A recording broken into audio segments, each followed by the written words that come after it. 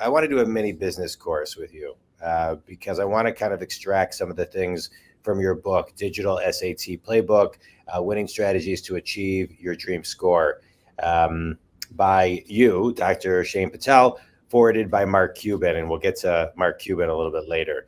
Um, so, so give me three things that people will get from the book, and let's kind of break it down into simple steps. What's number one? Yeah. So number one is inspiration and motivation.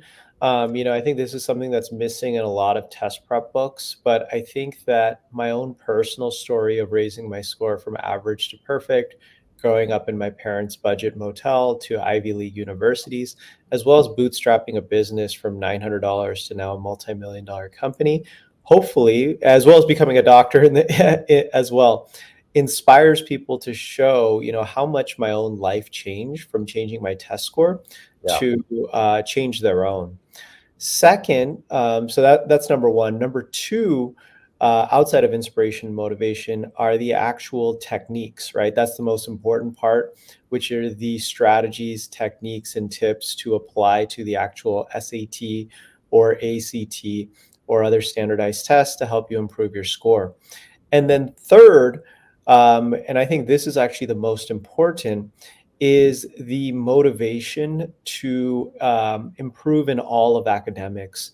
So, I really consider this book, Prep Expert Digital SAT Playbook, to go from test prep to life prep. What do I mean by that? I really talk about internal motivation, finding your why, how to use the secret to success, which I believe is self control and delayed gratification, not only to improve your test scores, but to improve in all aspects of your life.